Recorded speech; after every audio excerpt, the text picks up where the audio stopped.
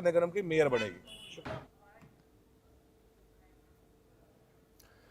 तो पंचायतों के दौर के बाद अब मानेसर मेयर पद के कांग्रेस के टिकट पर प्रत्याशी नीरज यादव ने जनसंपर्क अभियान भी अब तेज कर दिया है। उसी कड़ी में आज वो गांव बार गुर्जर पहुंचे, लोगों से उन्होंने समर्थन मांगा। यहां पर हर घर में अपनी उपस्थिति दर्ज कराने के साथ ही नीरज यादव ने लोगों का आशीर्वाद भी प्राप्त किया। नीरज यादव ने कहा कि डोर टू डोर लोगों से मुलाकात करने के दौरान उन्हें क्षेत्र की समस्याओं के बारे में बताया गया। लोगों ने यह भी बताया कि गांव की चौपाल में सुविधाएं नहीं हैं, इसके अलावा सड़कें टूटी हैं, सीवर का पानी गलियों में बहने के साथ ही पीने के पानी की समस्या भी काफी अधिक है। उन्होंने लोगों को यह आश्वस्त किया है कि मेयर बनते ही क्षेत्र का चौमुखी विकास करवाएंगे। संदेश तो सिर्फ ये है कि समय वैसे कम है, पर ये मेरा अपना गांव है और मैं हर गांव घर घर चाहता था कि यहाँ हाजिरी में लगाऊं। मैं अपने गांव बार गुजर में अभी मैं फिलहाल हूँ। हमेशा से आशीर्वाद रहा है यहाँ इस गांव का हमारे परिवार के साथ, और आज भी उसी उम्मीद और जोश के साथ ही सभी ने जो है ना मिलकर आशीर्वाद दिया है। अभी पीछे जैसे कि आपने कहा समस्या क्या क्या है, अभी मैं पीछे मिला तो रास्ते की बहुत परेशानी है, सबने कहा और हम देख भी रहे हैं, डोर डोर के माध्यम से हम देख भी रहे, रास्ते कोई चलने का कहीं रास्ता नहीं है। कम्युनिटी सेंटर की एक बात थी, उसमें ना जो सामाजिक जो पंचायत घर होता है, गांव समाज जहाँ इकट्ठा होता है, ना पंखे है, चौपाल जिसे कहते हैं, ना वहाँ लाइट है, ना पंखा है। इस तरीके के सामने परेशानी हमने करनी पड़ी, अभी देखा।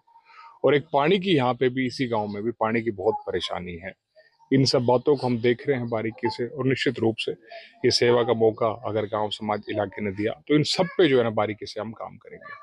बिल्कुल जी, जब जहाँ पंचायत के फैसले की बात आती है, मैं समझता हूँ वो बहुत बड़ा फैसला होता है, क्योंकि गांव समाज हर चीज को भूल करके, हर पार्टी को भूल करके गांव समाज इकट्ठा होता है। और पंचायत सबसे पहले मानेसर गांव में हुई, और मानेसर गांव के इलाके की सरदारी ने फैसला लिया कि भाई चुनाव नीरज का नहीं है। कांग्रेस पार्टी ने मान सम्मान मानेसर गांव में आकर दिया है। हम सभी जो है ना मिलकर पार्टी के साथ लगेंगे और अपना चुनाव समझ करके लड़ेंगे। उसके बाद मानेसर गांव की पंचायत के बाद जो हमारे 5 गांव लगते हैं साथ, जो हमारे भाईचारे के गांव 5 लगते हैं, हम उसमें इकट्ठा हो गए। और उसके बाद जो हमारे सारे 29-30 गांव जो भाईचारे के हमारे सब हैं, हम उन लोगों के बीच में हैं। गांव हमारे साथ है, गांव की जो है ना सरदारी हमारे साथ है, 5 गांव की सरदारी हमारे साथ है।